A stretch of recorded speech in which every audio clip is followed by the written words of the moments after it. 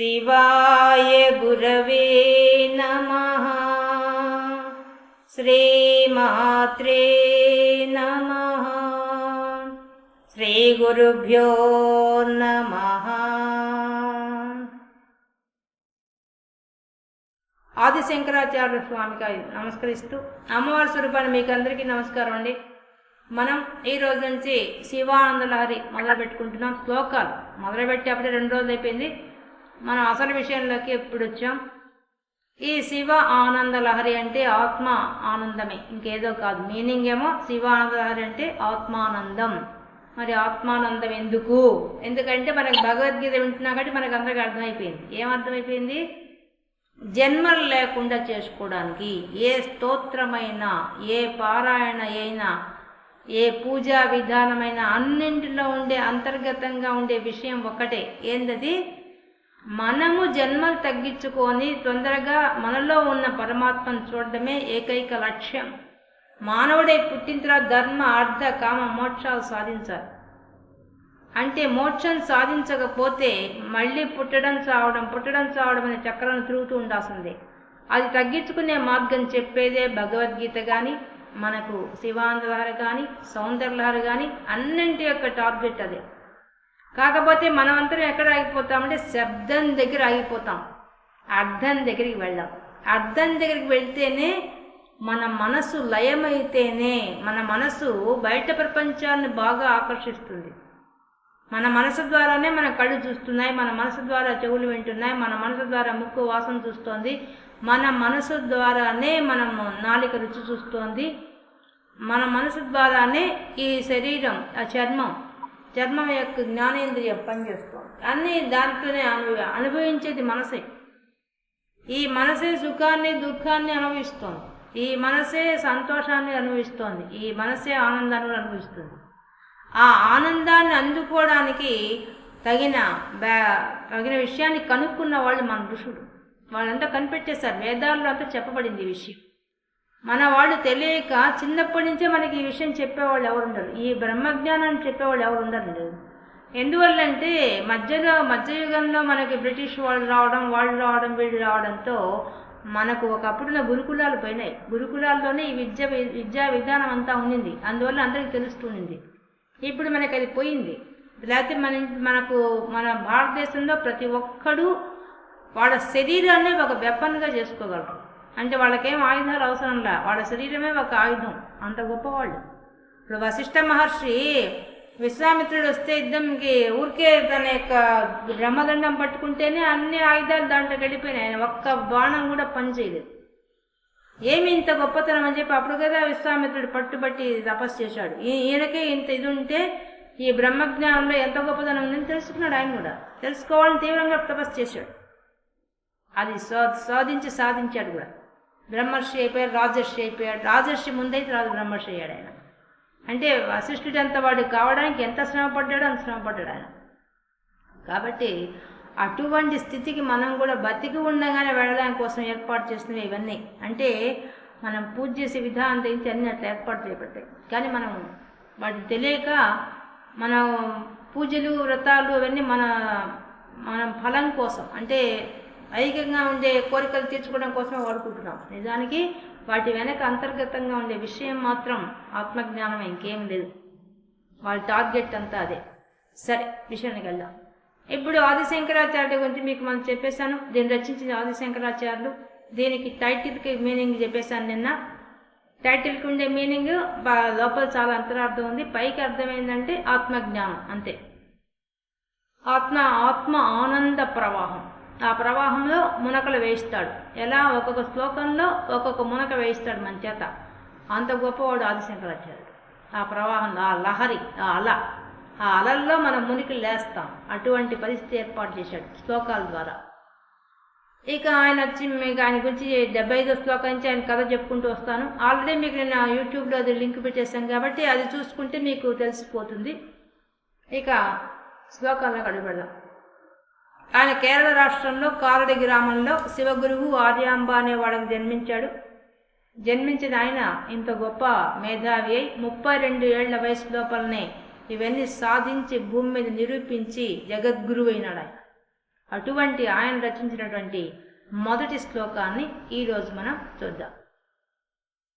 మొదటి శ్లోకం నేను 3 సార్లు చదువుతాను, తర్వాత లాస్ట్లో మళ్ళీ 3 సార్లు చదువుతాను. మధ్యలో శ్లోకం 3 సార్లు చదువుతాం, 5 సార్లు చదువుతాం తెలియదు, ఎందుకంటే మీనింగ్ ప్రకారం పోతాం కాబట్టి. కళాభ్యాం చూడాలంకృతం శశికళాభ్యాం నిజతపః ఫలాభ్యాం భక్తేషు ప్రకటితఫలాభ్యాం భవతు మే శివాభ్యామస్తోకం త్రిభువన శివాభ్యాం హృది పునః భవాభ్యామానంద స్ఫురదనుభవాభ్యాం నతిరియం కళాభ్యాం చూడాలంకృతం శశికళాభ్యాం నిజతపః ఫలాభ్యాం భక్తేషు ప్రకటితఫలాభ్యాం భవతు మే శివాభ్యామస్తోకం త్రిభువన శివాభ్యాం హృది పునః భవాభ్యామానంద స్ఫురదనుభవాభ్యాం నతిరియం కళాభ్యాం చూడాలంకృతం శశికళాభ్యాం నిజతపః ఫలాభ్యాం భక్తేషు ప్రకటితఫలాభ్యాం భవతు మే శివాభ్యామస్తోకం త్రిభువన శివాభ్యాం హృది పునః భవాభ్యామానంద స్ఫురదనుభవాభ్యాం నతిరియం నతిరియం యం ఈ నమస్కారం, నతి నమస్కారం, ఈ నమస్కారము మే నేను చేస్తున్న ఈ నమస్కారము భవతు అగుగాక. ఇక్కడ మనకి ఈ శ్లోకంలో చేస్తున్న పేరేమో శివానంద లహరి, కానీ ఇక్కడ మొదటి శ్లోకం నుంచి చివరి శ్లోకం వరకు అర్ధనారీస్తత్వం అంటే శివ శక్తి ఇద్దరు ఉంటారు, ఇద్దరి గురించి చెప్పబడుతుంది చివరి శ్లోకం వరకు. మరియు ఈ శ్లోకాలు మనం చదివితే మనమే భావించి, మనమే రచించి, మనమే ఆ శివశక్తుల్ని ప్రార్థన చేస్తున్నట్టుగా ప్రతి శ్లోకంలో అలాంటి భావం పెట్టారు. అలాగా భావించి అనుభవించే రకంగా ఈ శ్లోకాలు తయారు చేయబడ్డాయి. కాబట్టి ఆయన నమస్కారం చేస్తున్నాడు, ఆయన భావాన్ని చెప్పాడు, కానీ అది అర్థం చెప్పలేదు. మనం చదివితే మనమే చెప్తున్నట్టుగా ఈ భావం ఉంటుంది. మొదట మే అన్నాడు, మే అంటే నాకు, నేను చేస్తున్నాను నీకు నమస్కారం. ఎవరికి ఆయన నమస్కారం చేస్తున్నాడు? ఆ శివులకి ఇద్దరికి.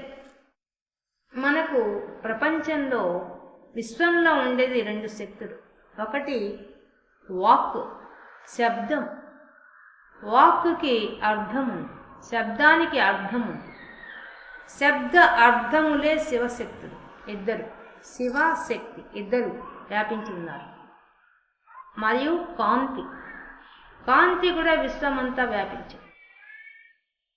ఈ శబ్దము, అర్థము, కాంతి అంతా కలిపి చైతన్యంగా ప్రవహిస్తోంది.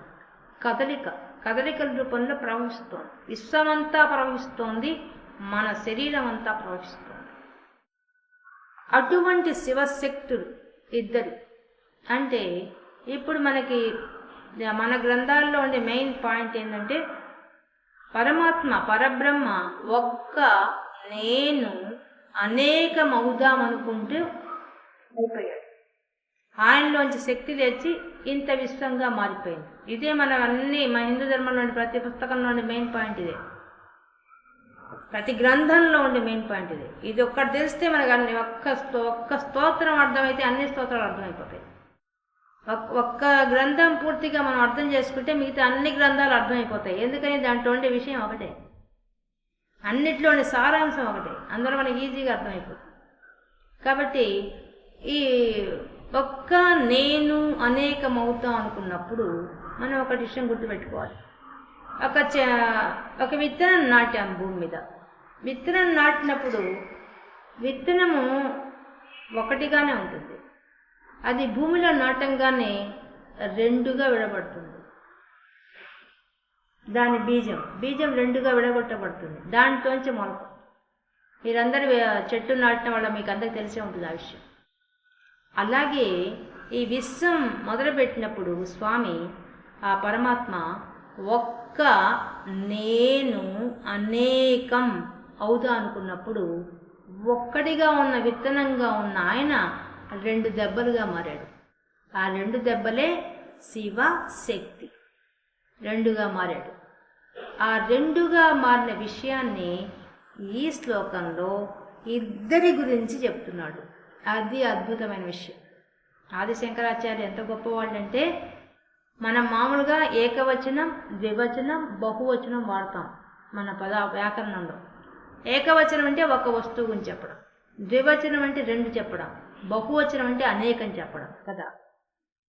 కానీ ఇక్కడ మనకు సంస్కృతంలో మాత్రం ద్వివచనం ఉంటుంది, మన తెలుగులో ద్వివచనం లేదు. సంస్కృతంలో మాత్రమే ఏకవచనం, ద్వివచనం ఉంటుంది. ఈ ప్రకారంగా ద్వివచనంతో వర్ణించారు ఈ శ్లోకం మొత్తం. అంటే ఇద్దరి గురించి చెప్పేశాడు. ఎవరిద్దరి గురించి? అమ్మవారు, అయ్యవారు. అమ్మయ్య ఇద్దరి గురించి చెప్పేశాడు ఈ శ్లోకం మొత్తం. ఆ చెప్పి వినయంగా విధేయతతో నమస్కరిస్తున్నాడు. అంటే ఒక తల్లి తండ్రికి బిడ్డ నమస్కరించినట్టుగా నమస్కరించాడు. అంటే దీంట్లో ధ్యాన ప్రక్రియ ఉంది. ప్రతి శ్లోకంలో కూడా ధ్యాన ప్రక్రియ ఉంది. సౌందర్యలహరి కానీ శివానందలహరి కానీ రెండింటిలో ఉండే విషయం ఒకటే, ధ్యాన ప్రక్రియ ఉంటుంది. దాంట్లో శాస్త్రాలు ఎక్కువగా ఉంటాయి సౌందర్యలహరిలో. శివానందలహరిలో వచ్చేసి భక్తి ఎక్కువగా ఉంటుంది. మనసుకు ట్రైనింగ్ ఇస్తాడు ఆయన. అందువల్ల ధ్యాన ప్రక్రియ మొత్తం ఉంటుంది దీంట్లో. కాబట్టి ఆ ధ్యానం ఎలా చేయాలో మనకు తెలియదు. కాబట్టి మన చేయి చిటికిన వేలు పట్టుకొని తీసుకెళ్ళి ఆ శివ అమ్మ నాన్న ఇక్కడ ఉన్నారని చూపిస్తాడు. అది అందరిని గొప్పతనం. ఎలా చూపిస్తున్నారు చూద్దాం. నతిరియం, లాస్ట్ పదం నతిరియం. ఓ స్వామి, ఓ అమ్మ నాన్న, మీకు నా నమస్కారం. అంటే మనం చదువుతుంటే మనం ఏం చేస్తున్నాం? మనం కూడా నమస్కారం పెట్టాలి. ఫస్ట్ శ్లోకంలో నమస్కారం, సౌందర్యంలో కూడా ప్రణంతం అని పెట్టేశాడు. ఇక్కడ నతిరియం నమస్కారం చెప్పేశాడు. మరి ఆ తల్లి తండ్రి ఎట్లాంటి వాడట, ఎలా ఉన్నారు వాళ్ళిద్దరు, దాని గురించి వివరిస్తున్నారు. ఎలా వివరిస్తున్నారు చూడండి. ఫస్ట్ పదం కళాభ్యాం. కళల రూపంలో ఉన్నారు ఇద్దరు. కళానిధి కావ్య కళ, రసజ్ఞ రససేవది. ఎక్కడ ఇవన్నీ? లలితా శాస్త్రంలో పదాలు. కళానిధి, అమ్మవారి కళలకు నిధి. ఏ కళలవి? కళలు అంటే ఏంటి అర్థం? కళలు అంటే ఒక కాంతి రేఖ అని ఒక అర్థం. రెండో అర్థం పోతే విద్యలుని ఒక అర్థం. మూడో అర్థానికి పోతే భాగాలు అని అర్థం. ఇలా లోపలికి పోతే ఇంకా చాలా అర్థం ఉన్నాయి. ఈ కళలు అనేదానికి చాలా అర్థం ఉంది. కానీ మనం వాక్కు ఒకటి, కాంతి ఒకటి తీసుకుందాం. ఈ రెండే మెయిన్. ఎందుకు? విశ్వంలోని రెండే. ఈ రెండు గురించి చెప్తున్నాడు. మొట్టమొదటి పదం ఎత్తుకోగానే, ఓ అమ్మాయిల్లారా, మీ ఇద్దరు ఎట్లాంటి వాళ్ళు? మాకు కళల రూపంలో ఉన్నారు మీ ఇద్దరు. ఏ కళల రూపంలో ఉన్నారు? విద్యల రూపంలో ఉన్నారు. మరి విద్య అంటే ఏంది అసలు? విద్య అంటే ఏంటంటే తెలియనిది తెలుసుకోవడం విద్య. మనం పుట్టినప్పటి నుంచి మనకేం తెలియదు. ప్రపంచంలోకి వచ్చి పడతాము, చింతగా పెరుగుతూ తెలుసుకుంటాం. కానీ మన జీవితం అయిపోయేటప్పుడు మనం తెలుసుకునేది ఆవగింజంతా కూడా ఉండదు. ఎందుకు మనం అనుకుంటాం డిగ్రీలు చేసిన వాళ్ళంతా అనుకుంటే ఇంత శాస్త్రాలు చదివా మనకన్నీ తెలిసిన ఏమీ తెలియవు. మనం ఏం తెలుసుకోం. ఏ సబ్జెక్ట్ అయినా నీకు సముద్రం అంత ఉంటుంది. సముద్రంలో నీటి బొట్టు అంత తెలుసుకోవడానికి కూడా సమయం సరిపోదు. ఇప్పుడు ఇది 100 శ్లోకాలే. 100 శ్లోకాలు ఒక్కొక్క శ్లోకాన్ని 1 గంట ప్రకారం చెప్పుకున్నా కూడా ఇంకా తరగని లోపల విషయాలు చాలా ఉంటాయి ప్రతి శ్లోకంలో. సౌందర్యాలు అంటే ఇంకా ఎక్కువ ఉంటాయి దీనికన్నా కూడా. దీంట్లో పర్వాలా చాలా వరకు ఈయన చెప్పాడు, కానీ దీంట్లో లోపల అర్థాలు ఉన్నాయి. అంటే ఆ సముద్రం అంతా ఉంటుంది ఒక్కొక్క విషయం. మనం తెలుసుకునే ఆవగింజంతా కూడా ఉండదు. అది గుర్తుపెట్టుకోవాలి. అందుకని మనం ఎక్కడా అహంకరించడానికి వీలునే లేదు, అవకాశమే లేదు అసలు ఎవరు. కాబట్టి విద్యల రూపంలో ఉన్నారు. ఆ విద్య తెలియజేయడం కోసంగా ఆ భగవంతుడు ఏం చేశాడు మనకి? ఆ శివశక్తులు ఇద్దరు ఏం చేశారు మనకి? 64 విద్యల్ని భూమి మీదకి పంపించింది అమ్మవారు. మళ్ళీ చెప్తాడు సౌందర్యాలు, ఇంకా బాగా చెప్తాడు. 64 విద్యల్ని భూమి మీదకి పంపించేసింది. అవి కూడా ప్రపంచంలో మనం ఎట్లా బతకాలో అనే చెప్పే వృత్తి విద్యలు, అవి 64. మళ్ళీ పరా విద్యలు, ఈ బ్రహ్మజ్ఞానానికి సంబంధించిన విద్యలు 64 పంపించింది ఆమె. అందుకనే మనకు పుస్తకాలన్నింటిలో పార్వతీదేవి అడగంగా పరమేశ్వరుడు ఇట్లు పలికే అని సంవాద రూపంలో ఉంటాయి అన్నీ. ఎందుకు అన్నీ అక్కడ వాళ్ళిద్దరే తీసుకొచ్చారు అవన్నీ భూమి మీదకి. కాబట్టి వాళ్ళిద్దరు తీసుకొచ్చారు కాబట్టి ఆ 108 64 అవి 64 మొత్తం అవన్నీ కూడా తీసుకొచ్చింది ఎవరంటే ఆ శివశక్తులే. ఆ విద్యారూపం మనకు అందించారు వాళ్ళు. ఇంకా ఏం చేశారు? కాంతిని అందించారు. ఈ విశ్వానికి అంతటికి కాంతి ఇచ్చేశారు. ఇప్పుడు మన శరీరమే ఉంది, మన శరీరంలో కూడా కాంతి వాళ్ళే ఇచ్చారు. ఎలా? ఇప్పుడు మనకు ఏమన్నా తెలుసుకోవాలి, గ్రహించాలంటే మన మనసు కావాలి. ఈ మనసు చంద్రుడు మన మనస్సు. చంద్రమో మనసో జాత. మన మనసులో కూడా ఆ చంద్ర ఆకాశంలో ఉండే చంద్రుడు ఏ విధంగా అయితే తరుగుతూ పెరుగుతూ ఉంటాడో అలా మన మనసులో కూడా భావాలు తరుగుతూ పెరుగుతూ ఉంటాయి. మన మనస్సు చంద్రుడు. మన కళ్ళల్లో ఉండే కాంతి, ఈ విశ్వాన్నంతా మనం కళ్ళతో చూస్తున్నాం. ఈ కంటిలో ఉండే కాంతి జీవశక్తి ఇస్తున్నవాడు సూర్య భగవానుడు. అలాగే మన వాక్ అంతా, వాక్ శక్తి అంతా అగ్ని రూపంలో వస్తుంది. మన ఉప్పని వదండి, అగ్ని వస్తుంది, వేడి వస్తుంది. అంటే మన మనస్సు, మన వాక్కు, మన యొక్క చూపు, వీటన్నింటి యొక్క తేజస్సు అంతా ఎక్కడి నుంచి వస్తుంది? మన శరీరంలోనే చంద్రుడి నుంచి, సూర్యుడి నుంచి, అగ్ని నుంచి వస్తుంది. అలాగే విశ్వంలో కూడా మనం ఉదయం నుంచి జీవశక్తి కానీ, ప్రాణశక్తి కానీ, కాంతి శక్తిని, ఔషధ శక్తిని అన్నింటినీ ఎక్కడి నుంచి పొందుతున్నాం మనము?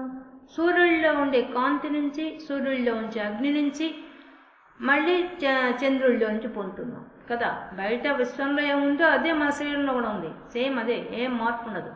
అక్కడ ఏ విధంగా వస్తుందో దాన్ని రిసీవ్ చేసుకునే కెపాసిటీ మన బాడీలో ఉంది, అది తీసుకుంటుంది అంతే. కాబట్టి ఈ కాంతి రూపంలో కూర్చోన్నది వాళ్ళే. ఈ కాంతికి కూడా కళలున్నాయి అని మన ఋషులు కనిపెట్టేశారు. అంటే ముఖ్యమైన కళలు ఎన్ని అని కనిపెట్టేశారు. ఇప్పుడు చంద్రుడి మనం చూస్తూనే ఉన్నాం. రోజుకో కళ లెక్కన ఒక పక్షానికి 15 రోజులకి పెరుగుతూ పోతాడు, 15 రోజులు తరుగుతూ వస్తాడు. ఈ కళలు మనం చూస్తున్నాం. కానీ ఆ 15 కళలు ఎక్కడి నుంచి వస్తున్నాయి ఆ చంద్రుడికి? అంటే కనిపించకుండా ఉండే అమావాస్య నాటి యొక్క ఆ సాదా కళ, ఆ శాశ్వతమైన కళ, చిత్కళ, చిత్కళానంద కలిక లలితా సహస్రనామం. ఆ చిత్కళ రూపంలో కూర్చొని అమ్మవారు ఏం చేస్తోంది? ఆ 15 కళలను ఇస్తోంది ఆమెలో నుంచి తీసుకుంటున్నాడు చంద్రుడు. ఆ 15 కళలు పెరగడానికి, తరగడానికి 2 పక్షాలుగా చేస్తోంది ఆమె. తీసుకుంటోంది ఆమె, ఇస్తోంది ఆమె. 2 పనులు ఆమె చేస్తోంది. కాబట్టి ఇద్దరు చేస్తున్నారు, శివాశివులు ఇద్దరు చేస్తున్నారు. వాళ్ళిద్దరు అర్ధనాశత్వం ఒకరే కదా, ఇద్దరు కలిసే ఇస్తున్నారు. అవి ఎన్ని ఉన్నాయనే విషయం కూడా మన దృష్టి కనిపెట్టేశారు.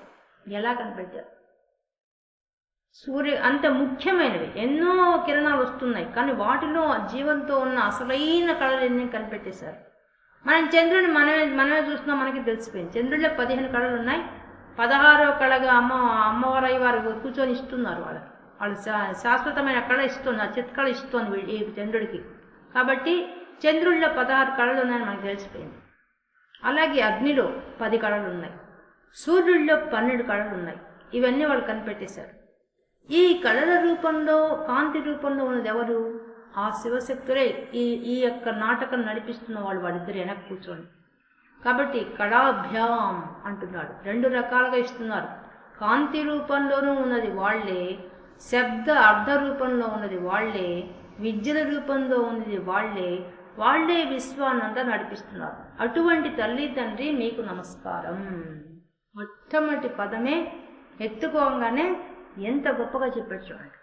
మనం దేంతో బతుకుతున్నామో, మన బతుకేందో ఈ భూమి మీద వాడు ఇచ్చిన భిక్ష అది తీసుకొని బతుకుతున్నాం. దేని చూసి గర్వపడతాం మనం? అందుకని వినయం ప్రకటిస్తున్నాడు. అమ్మా మీరు అయ్యా అమ్మయ్యా మీ ఇద్దరు కానీ మాకు విద్యలు ఇవ్వకపోతే మా బతుకేంది, వాక్శక్తి ఇవ్వకపోతే మా బతుకేంది, మాకు మనసు ఇవ్వకపోతే మా బతుకేంది, అన్నిటికీ మూల కారణం మీ ఇద్దరే. అటువంటి మీ ఇద్దరికి నమస్కారం. ఎంత వినయంగా నమస్కారం పెడుతున్నాడు. తర్వాత చూడాలంకృత శశికళాభ్యాం. చూడాలంకృత జటాజూటంలో చంద్రవంక ధరించున్నారు ఇద్దరు. ఆ శివశక్తులు ఇద్దరు చంద్రవంక శశికళాభ్యాం. చూడండి, ఆ కళ ఈ కళ వేరే. ఆ చంద్రవంకలో ఉండే కళ, ఆ కళా స్వరూపంగా చిత్కళ రూపంగా ఉండే ఆ తల్లి తండ్రి ఇద్దరు మేము చిత్కళగా మీలో కూర్చో ఉన్నామని చెప్పడానికి వాళ్ళ చంద్రవంక ఇద్దరు ధరించున్నారు. ఆ చైతన్య కళ వాళ్ళిద్దరే. వాళ్ళు లేకపోతే మనకేం కళ లేదు, మనకు చైతన్యం లేదు. కాబట్టి అది మేము శాశ్వతమైన వాళ్ళమని చెప్పడానికి, ఆ చిత్కళ రూపంగా ఉండే మేమేం చెప్పడానికి అటువంటి ఆ చంద్రవంకని ఇద్దరు ధరించి ఉన్నారు. శిరస్సునందు లలితాపరా భట్టరిక ధరిస్తుంది, శివుడు ధరిస్తాడు. కామేశ్వరి ఇద్దరు ధరిస్తారు ఆ నెలవంకని. అమ్మా నాన్న మీ ఇద్దరు చంద్రవంకని ధరించున్నారు. ఇది పైన అర్థం. లోపల అర్థానికి పోతే ఇదంతా లలితా సహస్రం మనకన్నీ చెప్పేస్తుంది. ఏం చెప్పింది ఆమె? లలితా సహస్రం ఏం చెప్పారు? మనలోనే చంద్ర భాగంగా ఉండే చంద్రమండలం ఉండేది ఇక్కడే శిరస్సులోనే, మన శరీరంలోనే. ఆ మన శిరస్సుకు సంకేతమే వాళ్ళు పెట్టుకునే చంద్రవంక. నువ్వు ఇక్కడికి చేరాలి ఎప్పటికైనా. ఇక్కడికి వచ్చి నీ బ్రహ్మరంధ్రాన్ని పగలగొట్టుకొని మరణించకూడదు, మోక్షం పొందాలి. నీ బ్రహ్మరంధ్రం అదే పగిలితేనే నువ్వు మోక్షం పొందుతావు, లేకపోతే జన్మ లేకుండా ఉండాలంటే నీ బ్రహ్మరంధ్రం పగలాలి, అది పగలాల, నువ్వు పగలగొట్టకూడదు. మనం అంతా టెంకాయలు వేసి పగలగొడతారు మనం మరణించిన తర్వాత మన శవాన్ని. కానీ అట్లా కాదు, అదే చీల్చుకొని బయటికి పోతుంది. అటువంటి పరిస్థితి మానవుడే పుట్టిన వాడికి అటువంటి భాగ్యం ఉంటుంది. ఎప్పుడు ఉంటుందో భగవద్గీత మనకు చెప్పేస్తుంది మొత్తం. ఎలా ఉంటుంది, ఎందుకు ఉంటుంది అని చెప్తుంది భగవద్గీత. కాబట్టి అలాంటి అంటే సహస్రాలను చేరాలి. మనలో ఉన్న షట్చక్రాలు దాటుకుంటూ వెళ్ళి సహస్రాలను చేరితే ఇక్కడే చంద్రమండలం ఉంటుంది. ఆ చంద్రమండలాన్ని మీరు చేరుకోవాలి. శాశ్వతమైన శక్తి, శాశ్వతంగా మోక్షం ఇచ్చే శక్తి మాకొక్కళ్ళకే ఉంది, రండి అని చెప్పడానికి ఆ నెలవంక ధరించి ఉన్నారు ఇద్దరు. కాబట్టి అమ్మా శాశ్వతత్వాన్ని ఇచ్చేటువంటి గొప్ప హృదయం గల వాళ్ళు మీ ఇద్దరు, అటువంటి దయగల వాళ్ళు మీ ఇద్దరు. అటువంటి తల్లి తండ్రి మీకు నమస్కారం. నా నమస్కారం మీకు అందిస్తున్నాను తల్లి. చూడాలంకృత శశికళాభ్యాం. శశికళ చంద్రకళను ధరించున్నారమ్మా. ఆ జటాజూటంలో అలంకరించుకున్నారు ఇద్దరు, అలంకారంగా పెట్టుకున్నారు మీరు. ఏది? మాకు మోక్షం ఇచ్చే శక్తిని అలా పెట్టుకున్నారు. మేము మోక్షం ఇస్తామని చెప్పడానికి సింబాలిక్గా పెట్టుకున్నారు. వాళ్ళు ఏమన్నా ధరించారంటే మన దేవతలు ఏమైనా ధరించారు, ఆయుధాలు కానీ అలంకారాలు కానీ, వాటి వెనక రహస్యం ఉంటుంది. ఊరికే ధరించరు. వాళ్ళు ఎవరితో యుద్ధాలు చేయక అవసరం లేదు, ఏమీ చేయక్కర్లేదు. వాళ్ళు ఏం చేస్తారో ఆ పని చెప్పడానికి ధరిస్తారు. నిజ తపఃఫలాభ్యాం. మొదటి పదంలో ఉండే నిజ తపః అనేది చివరి సెకండ్ లైన్లో ఫస్ట్ పదానికి లింక్. నిజ తపఃఫలాభ్యాం. అమ్మా తండ్రి మీ ఇద్దరు ఎటువంటి వాళ్ళు? నిజ తపః, తమ యొక్క తపస్సు చేశారు వాళ్ళిద్దరు. ఒకరి కోసం ఒకరు తపస్సు చేశారు. ఎలా? ఆ సతీదేవి దక్షిణ యజ్ఞంలో ఆమె యోగాగ్నిలో వెళ్ళిపోయిన తర్వాత ఆ శివుడు వచ్చి హిమాలయాలకు వచ్చి తపస్సు చేశాడు. దాదాపు 1000 సంవత్సరాలు తపస్సు చేశాడు. ఎందుకు? అక్కడ మేనకాదేవికి తన భార్య మళ్ళీ పుట్టబోతుంది తెలుసు కాబట్టి ఆయన తపస్సు చేశాడు. తపస్సు చేసిన తర్వాత ఆమె పుట్టడం అయింది. వచ్చి ఆమె వాడిద్దరు మేనకాదేవి హిమవంతుడు తపస్సు చేసి ఆమెను బిడ్డగా పొందారు, వరంగా పొందారు. ఆమె వచ్చి ఈయనకు శుశ్రూష చేసింది. చేస్తున్నప్పుడు మన్మధుడు వచ్చాడు. ఆమె కాస్త వాడిద్దరికి వివాహం కావాలని దేవతలు ప్రేరేపిస్తే మన్మధుడు రావడం, వాళ్ళ మీద బాణం వేయడం, ఆ శివుడికి కోపం రావడం, 3వ కంటతో కాల్చడం అంతా జరిగిపోయింది. శివుడు వెళ్ళిపోయాడు అక్కడి నుంచి. వెళ్ళిపోగానే అమ్మవారు అనుకుంది, అయ్యో నా కోసం వచ్చి నా కోసం తపస్సు చేస్తుంటే నేనేంది ఇలా చేశానని చెప్పి అప్పుడు ఆమె తపస్సు చేసింది. ఆమె చాలా తీవ్రంగా చేసేసింది. ఎలా? పంచాగ్నుల మధ్య కూర్చొని చేసింది.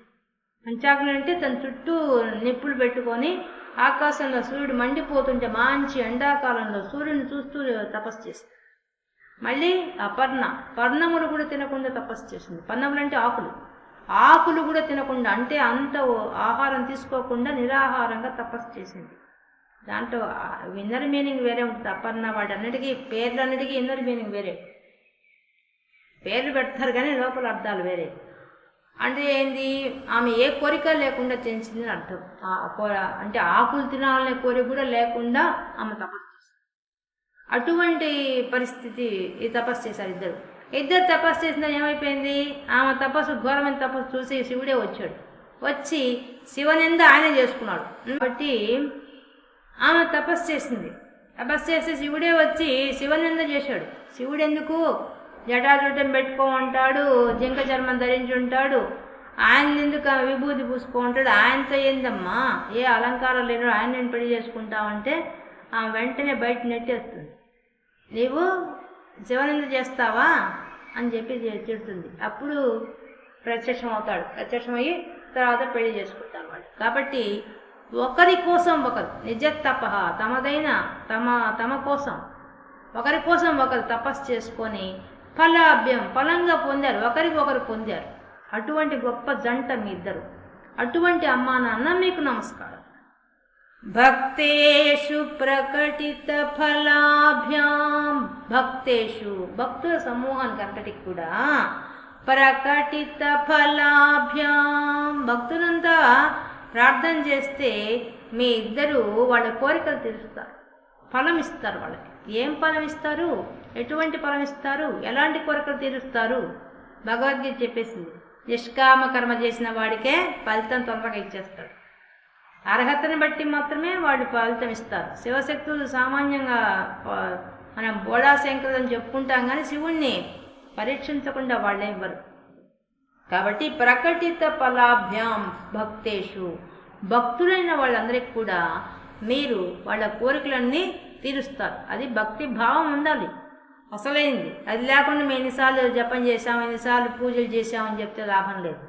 మనసు అర్పించి ఎవరైతే లయమై చేస్తారో వాళ్ళను మాత్రమే వాళ్ళు అనుకరిస్తారు, వాళ్ళకు ఫలం ఇస్తారు. ఏం ఫలం ఇస్తారు? మోక్షం అనే ఫలం కూడా ఇచ్చేస్తారు. అంత గొప్పవాళ్ళు వాళ్ళిద్దరు. అమ్మా నాన్న మీరేం చేస్తారు? మాకు మోక్షం అనే ఫలం కూడా ఇస్తారయ్యా భక్తితో ఉంటే. అంత దయగల వాళ్ళు మీ ఇద్దరు. అటువంటి మీకు నమస్కారం.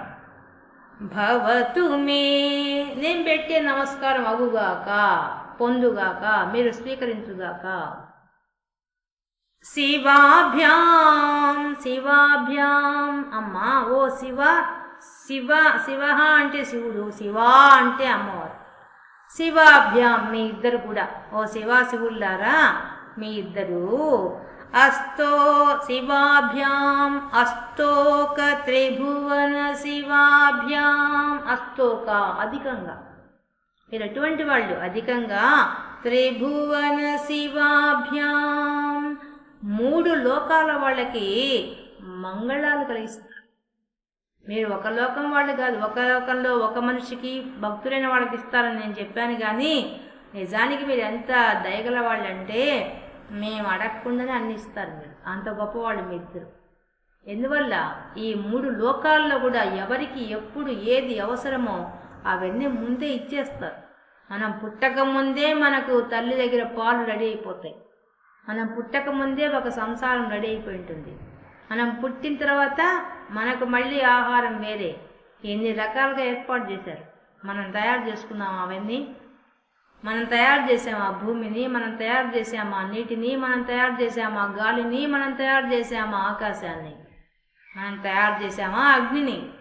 ఎవరు తయారు చేసి పెట్టారు? సిద్ధంగా వాళ్ళు తయారు చేసి పెట్టారు. ఈ యొక్క పదానికండి ఎంత చెప్పినా తక్కువ.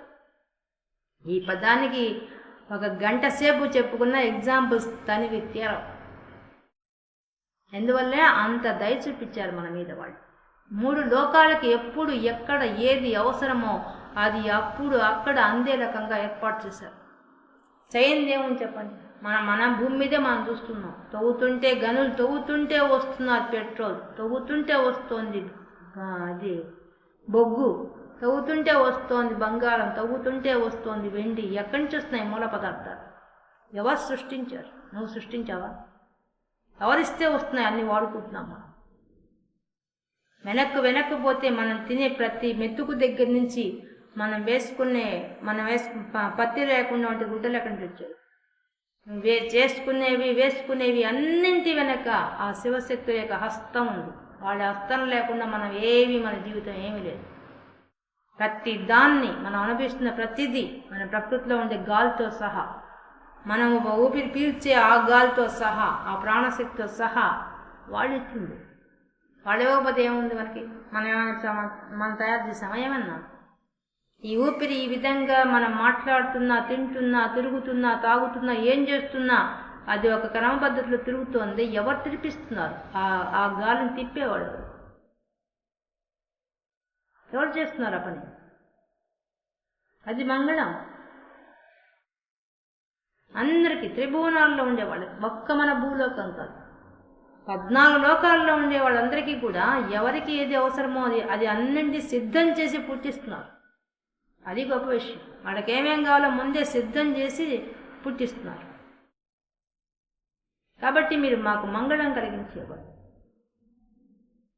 ఎవరో కర్మ సిద్ధాంతం బట్టి జరగకపోతే దాన్ని పట్టుకొని భగవంతుడు తింటుంటారు. నిజానికి భగవంతుడు దయగలవాడు. ఆ దయను అంచనా వేయడం చాలా కష్టం.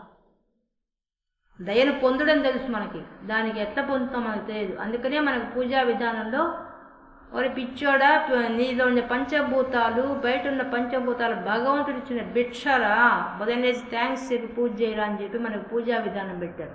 మన ఋషులు ఎంత మేధావులు, వాళ్ళకి తెలుసు ఎక్కడి నుంచి వస్తున్నాయి అన్ని విషయాలు. ఎక్కడి నుంచి శబ్దం వస్తుందో, ఎక్కడి నుంచి వాక్ వస్తుందో, ఎక్కడ అర్థం వస్తుందో, ఎక్కడి నుంచి కాంతి వస్తుందో, మన శరీరానికి కాంతి ఎక్కడి నుంచి వస్తుంది, విశ్వానికి కాంతి ఎక్కడి నుంచి వస్తుందో అన్నీ కనిపెట్టేశారు.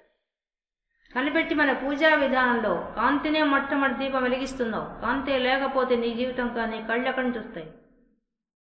మొట్టమొదటి దీపంతోనే మొదలు పెడుతున్నావు. అగ్నిని వెలిగించే దీపారాధన మొదలు పెడుతున్నావు అంటే ఆ కాంతి నీ శరీరం అంతా ఉంది, ఇలా వెలుగుతోంది ఆ దీపం. ఆ దీపంతో నువ్వు అన్ని చూస్తున్నావు, బయట ఉండే వాటన్నిటిని. కానీ ఆ దీపాన్ని అందుకోసం కృతజ్ఞతగా వెలిగిస్తున్నావు. నీ ఆత్మలో కూర్చున్న ఆ దీపం వెలుగుతోంది దేదీప్యమానంగా. అదే వెలక్కపోతే నీ జీవితం ఏంటి? ప్రతి పూజా విధానం దగ్గర నుంచి, ప్రతిదీ పువ్వు పెట్టే దగ్గర నుంచి, కాయ కొట్టే దగ్గర నుంచి అన్నింటి వెనక కృతజ్ఞత, థ్యాంక్స్. కొంతమంది అంటే మేము ఇన్నేళ్ళ నుంచి పూజ చేస్తున్నాం, దేవుడికి కనికరం లేదు. దేవుడి కనికరం కోసం కాదు మనం పూజలు చేసేది, గుర్తుపెట్టుకోవాలి. థ్యాంక్స్ చెప్పడానికి చేస్తున్నాం, కృతజ్ఞత చెప్పడానికి. వాళ్ళు ఆల్రెడీ ఇచ్చేసారు అన్నీ. ఇచ్చిన వాడికి థ్యాంక్స్ చెప్పడానికే మన జీవితం సరిపోదు, అసలు చెప్పడానికి. కాబట్టి మనకు పూజా విధానంలో అవన్నీ పెట్టేశారు. వాళ్ళు తెలివిగా మన ఋషులు ఎంతో మేధావులు, నిజ జీవితంలో పెట్టేశారు అవి. కాబట్టి త్రిభువన శివాభ్యాం అస్తోక ఈయన ఉపయోగించాడు. అస్తోక అంటే ఇంత అంత అని చెప్పలేంతల్లో ఎంతో. ఓ స్వామి, ఓ అమ్మ, మీరిచ్చిన సంపద లెక్క పెట్టడానికి ఎవరితరం అవుతుంది? ఒక్క భూమిలో 1 గజం భూమిని పెంచగలమా? ఆయన ఇచ్చిన భూమిని అట్టే వాడుకోవాల్సిందే. 1 గజం కూడా పెంచలేవు. ఆయన ఇచ్చిన నీటిని వాడుకోవాల్సిందే. నీటిని ఒక లీటర్ కూడా నువ్వు పెంచలేవు. ఆయన ఇచ్చిన గాలి వాడుకోవాల్సింది. ఆ గాలిని వాటిని కొలిచే పద్ధతిలో పెంచలేవు. ఆకాశాన్ని పెంచలేవు, తుంచలేవు, తగ్గించలేవు, ఏమీ చేయలేవు. ఏం మార్పు నువ్వు చేయలేవు, నీ వల్ల కాదు. పాడు చేయగలవు, అదొక్కడే నీకు చేయడానికి అవకాశం ఇచ్చాడు. ఎందుకు? పాడు చేయి, మళ్ళీ జన్మెత్తు, అంతే. వాళ్ళు వెంటనే పనిష్మెంట్ ఇస్తుంటారు. వాళ్ళు చేయకపోయింది, నీకు అన్ని అవకాశాలు ఇస్తారు. పాడు చేస్తావా, బాగు చేస్తావా, రెండు నీకు ఇస్తారు. పాడు చేస్తే నీకు శిక్ష వేస్తూ పోతారు. పో జన్మలు ఎత్తు, కొన్ని వేల సంవత్సరాలు ఒక రాయిగా ఉండు, కొన్ని వేల సంవత్సరాలు ఊసరవెల్లిగా ఉండు, కొన్ని వేల సంవత్సరాలు బల్లులుగా పుట్టండి, ఇలా ఇచ్చుకుంటూ పోతారు. వాళ్ళదేం పోయింది, ఇచ్చేస్తారు.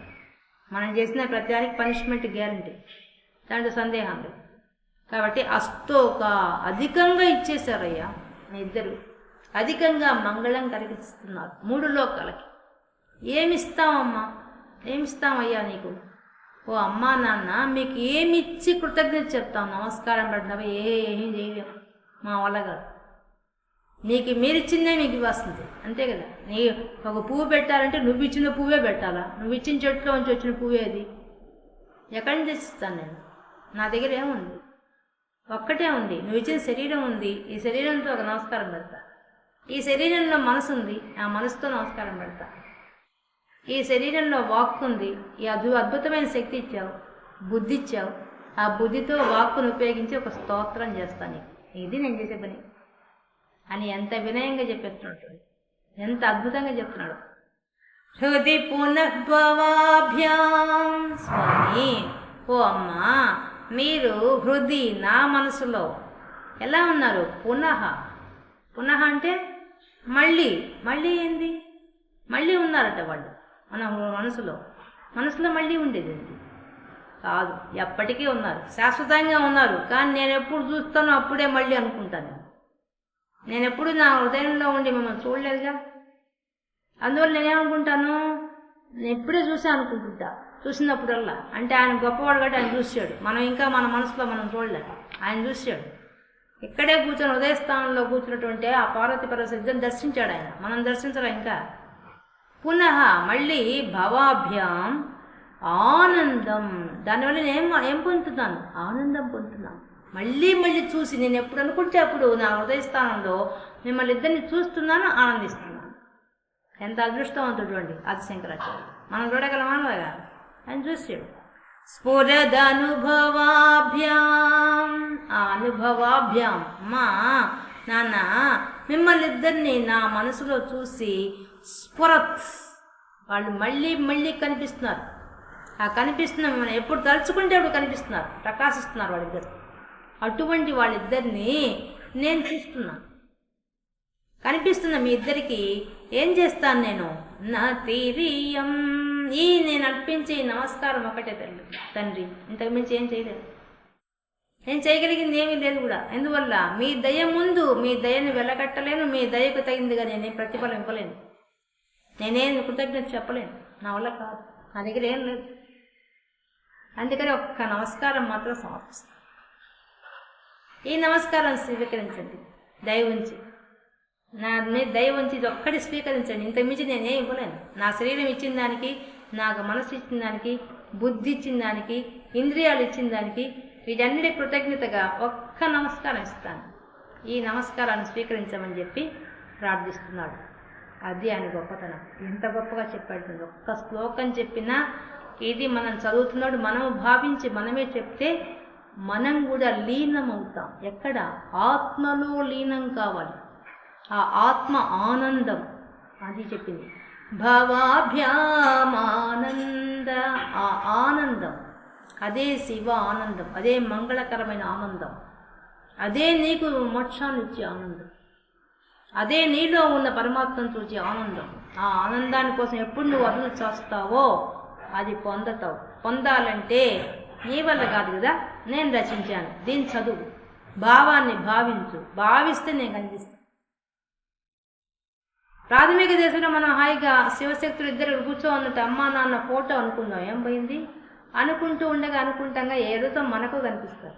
ఎందుకు? ఈ శ్లోకం ఇలా చదువుతున్నాం కదా, మనం కూడా ఆయన చెప్పినట్టు చదువుదాం. ఆయన చూసే కదా చెప్పాడు, మనం కూడా ప్రయత్నం చేద్దాం. మనకు ఎప్పుడైనా కనిపించకుండా పోతాడా? కనిపిస్తాడు. ఇంత గొప్ప అర్థాన్ని ఈ శ్లోకంలో కూర్చోబెట్టారు. ఈరోజు మనం శివానంద లహరిలో మొదటి శ్లోకాన్ని పూర్తి చేసుకుందాం.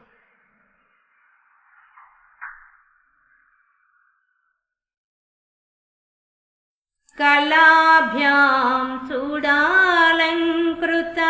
కళాభ్యాం విద్య రూపంలో ఉన్న ఓ తల్లి తండ్రి మీకు నమస్కారం. భవతు మే నతిరియం, మీ ఇద్దరికి నేను పెట్టే ఈ నమస్కారము చెందుగాక. తీసుకొని స్వీకరించండి. ఎందుకు పెడుతున్నానో తెలుసా? మా జీవితంలో మీరు పంటలు పండిస్తున్నారు, మా జీవితాన్ని మీరు ఉద్ధరిస్తున్నారు. ఎలా?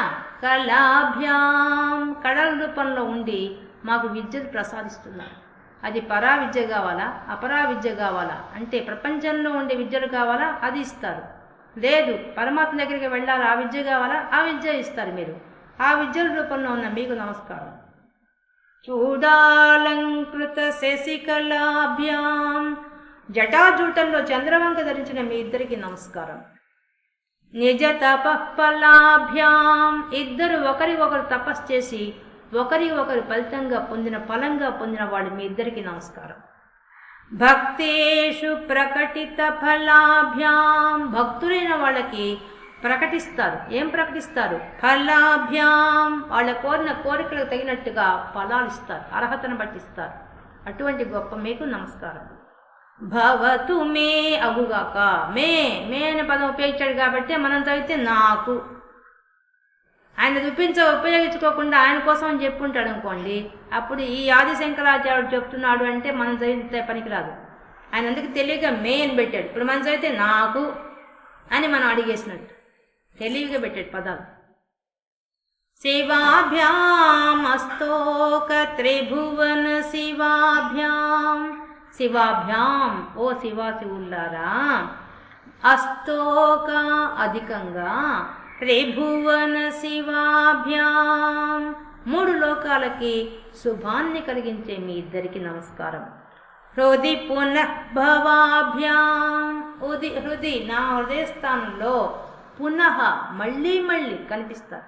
భవాభ్యాం నాకు దర్శనం ఇస్తారు. అటువంటి చేంజ్ చేస్తారు. ఆనందాన్ని కలిగిస్తారు. అది ఎటువంటి ఆనందం? స్ఫురత్, ప్రకాశిస్తుంటుంది. అది ఎలా? చైతన్యంతో వెలిగిపోతుంటుంది. అటువంటి కాంతి స్వరూపంతో నాలోనే కూర్చోన్నారు మీ ఇద్దరు. అటువంటి అనుభవాభ్యాం, ఆ ఆనంద అనుభూతే శివానంద లహరి. ఆ మంగళం కలిగించే ఆ శివాశివుల యొక్క ఆనంద అనుభూతే శివానంద లహరి. మొట్టమొదటి శ్లోకంలోనే ఆ మీనింగ్ కూడా చెప్పేశాడు. శివానంద లహరి అంటే మీనింగ్ ఏదో చెప్పేశాడు. అటువంటి వాళ్ళు అనుభవం చెప్పేవాళ్ళు, అనుభవం ఇచ్చేవాళ్ళు. మనకి బయట ఎంతో వినొచ్చు అంటే ఎన్నో వినొచ్చు, భగవద్గీత అంతా వినొచ్చు, నిష్కామ కర్మ అంతా వినొచ్చు, కానీ ఎప్పుడు జ్ఞానము బుద్ధిలోనే ఉంటుంది. కానీ దాన్ని ఆచరిస్తే ఆ అనుభూతి వేరే, ఆ భగవద్భక్తిలో ఉండే అనుభూతి వేరే. ఆ అనుభూతే ఆనంద అనుభూతి. అది చెప్తున్నాడు.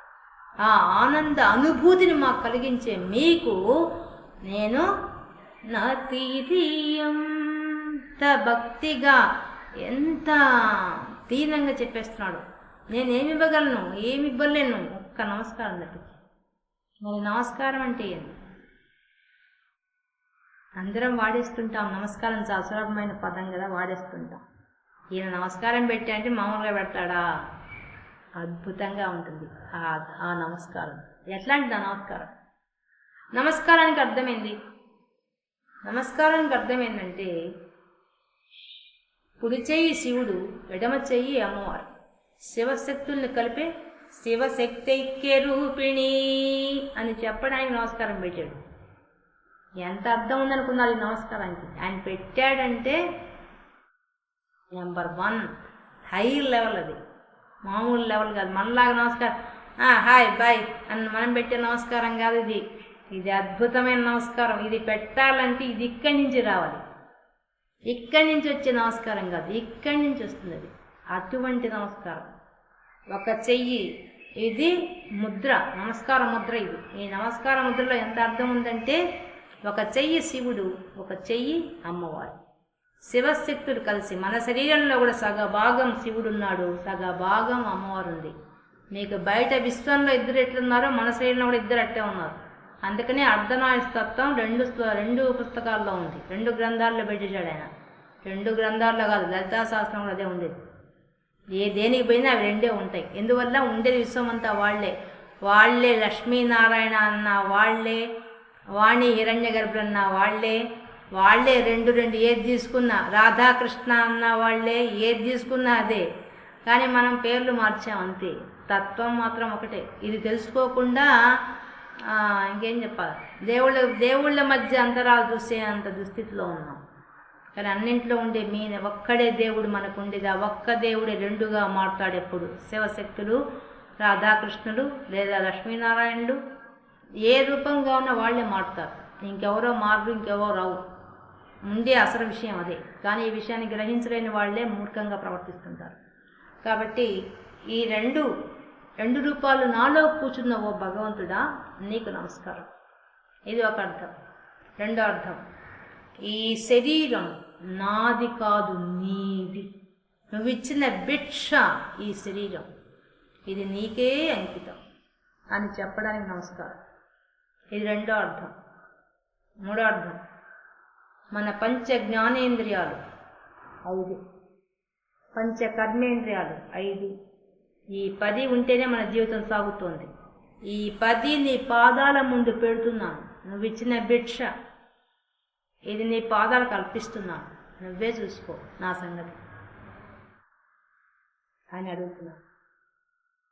ఒక్క నమస్కారానికి ఎంత అర్థం ఉంది చూడండి. ఆదిశంకరాచార్య నమస్కారం పెట్టాడంటే దాంట్లో ఎంతో అర్థం ఉంటుంది, మామూలుగా పెట్టడు. ఇంత గొప్ప సంస్కృతిది మనలో ఉందని మనకు తెలియడం లేదు. మన హిందూ ధర్మంలో, మన ఆ భారతీయ సంస్కృతిలో సంస్కారం ఇంత గొప్పగా ఉంటుంది అనే విషయం కూడా ఎవరికి తెలియదు. కానీ ప్రతి ఒక్క స్తోత్రం వెనక ఇంత రహస్యం కూర్చోండి. నువ్వు ఏ స్తోత్రాన్ని అర్థానికి ఎప్పుడు వెళ్తావో ఆ అర్థాన్ని శ్లోకం చదువుతూ ఇక్కడి నుంచి వస్తుంది. ఆ శ్లోకం ఇక్కడి నుంచి రావాలి, శ్లోకం ఇక్కడి నుంచి కాదు. పారాయణ అంటే ఇక్కడి నుంచి రావాలి. కళాభ్యాం చూడాలంకృత శశికళాభ్యాం నిజ తపఫలాభ్యాం. మీకు అలా చెప్పకూడదు, కంప్లీట్ చేయాలి. కళాభ్యాం చూడాలంకృత శశికళాభ్యాం నిజ తపః ఫలాభ్యాం భక్తేషు ప్రకటిత ఫలాభ్యాం భవతు మే శివాభ్యామస్తోక త్రిభువన శివాభ్యాం హృది పునః భవాభ్యామానంద స్ఫురదనుభవాభ్యాం నతిరియం. ఇలా పెట్టాలి నమస్కారం. పెడితే ఎక్కడుంటాము మనం? ఎక్కడున్నాం? ఇప్పుడు ధ్యానంలో ఎక్కడున్నాం? ఆ శివశక్తుల పాదాల దగ్గరే మన మనసు ఉంది. ఇంకెక్కడికైనా పోయిందా?